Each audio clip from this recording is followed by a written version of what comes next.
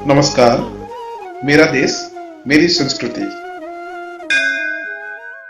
रामायण तो आप सभी ने देखी और सुनी होगी, लेकिन एक खास सवाल जो आज भी सबके जहन में उठता है वो है कि रामायण में रावण के वध के बाद उसकी बहन शूर्पणखा आखिर कहाँ गई। इस खास रहस्य से पर्दा आज इस खास वीडियो में हम उठाएंगे। दोस्तों, जैसे कि आप सब जानते हैं, रामायण में सभी राक्षसों का वध हुआ था और विभीषण को साथ ही उनके साथियों को लंका सौंप दी गई थी, लेकिन शूर्पणखा का वध नहीं हुआ था। उसकी नाक काट दी गई थी और उसके अलावा उसका कहीं भी जिक्र नहीं मिलता है।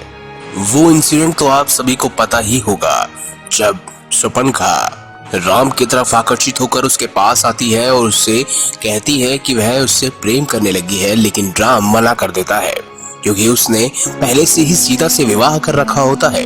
और ऐसे में लक्ष्मण और शूर्पणखा के बीच में विवाद हो जाता है, जिसके बाद लक्ष्मण शूर्पणखा की नाक काट देता है और इसी आक्रोश में आकर वह रावण के पास जाकर यह सब कुछ वाक्य बताती है, जिसके बाद ही सीता हरण होता है। लेकिन उसके बाद रामायण में एक भी बार शूर्पणखा का जिक्र नहीं मिलता है। आखिर वो उसके बाद गई कहाँ? दोस्तों, कहते हैं उसकी नाक जब काट दी गई थी, उसके बाद से ही वह अपना चेहरा छुपाने लगी थी। उसके सारे भाई मारे जा रहे थे, यानी श्री राम के साथ युद्ध में परास्त हो रहे थे, तब वह एक आश्रम में छुप कर रह रही थी। रावण की मृत्यु के पश्चात वह दैत्य गुरु शुक्राचार्य के पास गई और जंगल में उनके आश्रम में रहने लगी। राक्षसों का वंश समाप्त न हो, इसीलिए शुक्राचार्य ने शिव जी की आराधना की, जिन्हें अपना स्वरूप शिवलिंग शुक्राचार्य को देकर कहा कि जिस दिन कोई वैष्णव इस पर गंगा जल चढ़ा देगा, उस राक्षसों का सर्वनाश हो जाएगा। उस आत्मलिंग को शुक्राचार्य ने वैष्णव अर्थात हिंदू से दूर रेगिस्तान में स्थापित किया।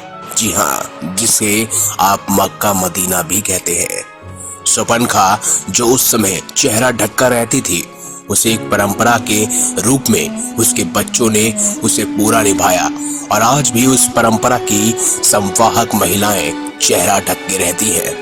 दोस्तों, अगर इतिहास की माने और साथ ही साथ हमारे धर्म ग्रंथों की बात की जाए, यानी शुक्राचार्य ग्रंथ की बात की जाए, तो शूर्पणखा के वंशज कालांतर में अब्राहिम धर्म के अनुयायी हैं। दैत्यों के जीवनदान के फलस्वरूप को अनुयायी शुक्रवार को विशेष महत्व मानते हैं। इसमें दोस्तों आपका क्या मानना है कि सच में शूर्पणखा आज अरब देश में रहती है, यानी कि उसके वंशज आज अरब देश में रहते हैं? इस बात पर अपनी टिप्पणी अवश्य कमेंट बॉक्स में दीजिएगा। और अगर आपको वीडियो अच्छी लगी हो तो वीडियो लाइक करें, हमारे चैनल को सब्सक्राइब करें और ज्यादा से ज्यादा शेयर अवश्य करें। धन्यवाद।